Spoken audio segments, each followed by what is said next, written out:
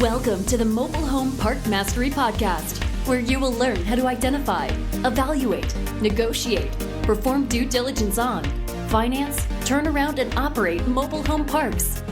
And now, here is your host, the fifth largest mobile home park owner in the United States, Frank Rolfe. Being a good mobile home park purchaser or operator involves making a lot of snap decisions based on all the facts at hand. And often you are weighing the risk of a decision and the potential outcome, and you are weighing that against the potential downside of whatever you're going to do. But there are some things in the mobile home park industry that are a given that you must never, ever do. They are pure truths that these things can never be touched. So I thought we would go over what those things are. This is Frank Rolfe, the Mobile Home Park Mastery Podcast. We're going to talk about the things you simply cannot do as a park buyer or operator. So let's start off with due diligence. You have to have a due diligence provision in any contract that you ever sign. You should never sign any contract to buy a mobile home park unless there is in that contract the ability for you to perform due diligence and cancel the contract if in fact you decide that you don't like the property. Why is that? Because none of us know when we put a property under contract whether it really is what we think it is. Mom and Pop know all of the skeletons in the closet. We don't. They know about floodplain and other issues. In a due diligence, we decide whether the asset has the traits we're looking for in an investment. And if not, we have to throw it back. So never sign a contract without due diligence. Next, never sign a contract that does not have a financing contingency. You have to have the ability to go out into the marketplace and get a loan to buy the mobile home park. And you don't know when you first tie it up if you can get the loan. Perhaps the bank doesn't look as favorably on the deal as you do. Perhaps we'll have a financial meltdown on a global scale and no lending will be available for a while. The only exception to the financing contingency is if there is seller financing. But even then, you need to have a copy of the seller finance note attached to the contract so you know exactly what the interest rates and terms of that are. Also, you should never sign a contract that has significant earnest money. Now, the industry norm is roughly around 1%, which means on a $1 million deal, you would put up $10,000 of earnest money. But you can be a little flexible there, but not massively. I would never sign a contract that has as earnest money 10 or 20 or 30% of the purchase price. You can't put under a contract $1 million mobile home park and post $100,000 of earnest money because the problem is earnest money is always at risk. Contrary to what people will tell you, they are not well informed on the real world. The title company will typically not give you your earnest money back until both buyer and seller sign a release. And if you have a seller who's a bit crazy or opportunistic, they may try and blackmail you and hold your earnest money at the title company until you agree to give them some of it. So you would never want to put up more earnest money than you could afford to lose if you had to walk away from the deal. And even if you did it properly and you gave them the correct termination notice under the due diligence, still, you can't have your money tied up in that title company for years through litigation. So you must only put small amounts in. If someone says, no, I need a much bigger amount, ask them why. Why do you need more? Because you don't get it unless I don't cancel during due diligence and don't cancel during financing and then don't show up at the title company. It's just liquidated damages. You're not going to be able to get it. I'm not going to mess up like that, hopefully. But sometimes they'll say, well, I want it because I want to know that you have the down payment money. They want you to literally post the amount of the down payment as your earnest money, and you can't do that. That's beyond foolish. Next, you must never agree to buyer-specific performance in a contract. There's no reason for it. What buyer-specific performance means is if you decide you don't want to buy the mobile home park and you decide you want to cancel it, and let's say you have a stroke or a heart attack or a car wreck and you're put in a coma, and so you did not terminate during due diligence and you did not terminate during your financing contingency, they can then force you to buy the mobile home park even though you don't want it. There's no reason you should ever have in any contract buyer-specific performance.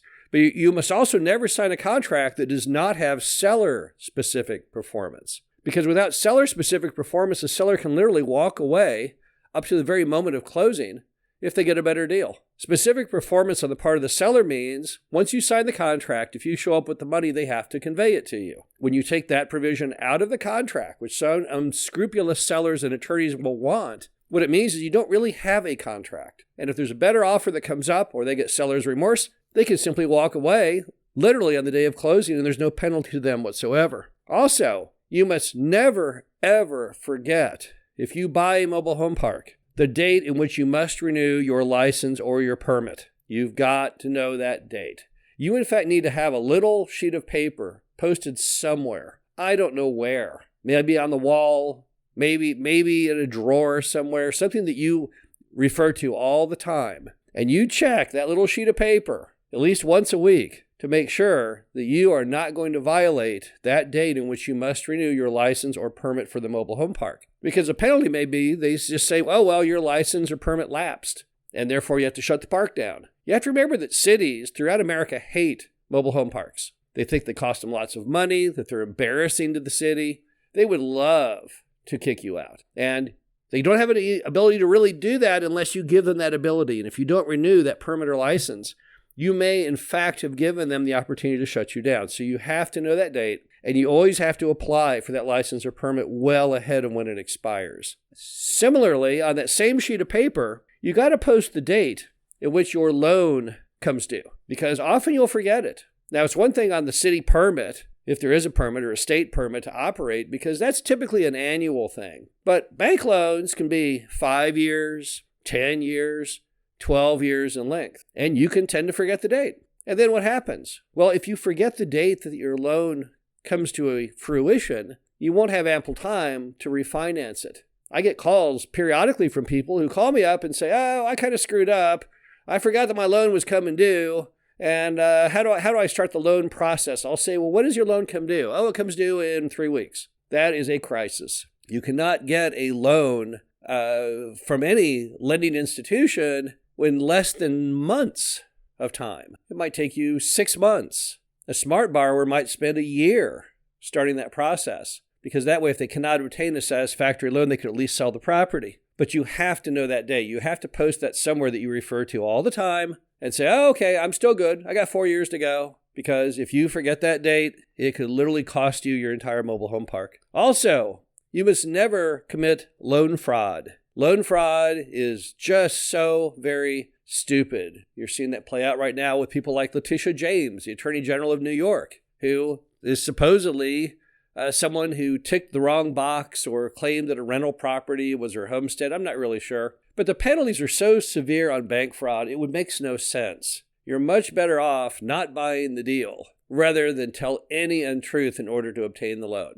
It's best practice just to tell the bank everything you know about the property. You provide, they decide, but don't try and mess with your application or any questions they give you. Make sure that everything you tell the bank is truthful, simply because the penalties are so very severe if you don't. This is not a case where you want to, ask permission or forgiveness. In this case, ask forgiveness. No, you want to ask permission. You want everything to be exposed to everyone, and that when the bank makes the loan, everything is completely on the up and up. Now, if you follow these rules, what's going to happen? Well, you're going to have a happy and successful life as a mobile home park buyer and operator. You won't have any problems. You'll have smooth sailing. You'll never have a loan come due that you forgot. You'll never have a permit or license expire. You'll never get caught in trouble in a deal you've tied up, because you'll always have the ability to cancel during diligence and financing. This is Frank Rolfe with the Mobile Home Park Mastery Podcast. Hope you enjoyed this. Talk to you again soon. Thank you for listening to the Mobile Home Park Mastery Podcast. Be sure to visit us at mhpmastery.com to subscribe to the show, read our show transcriptions, and access all of our great information on mobile home park investing.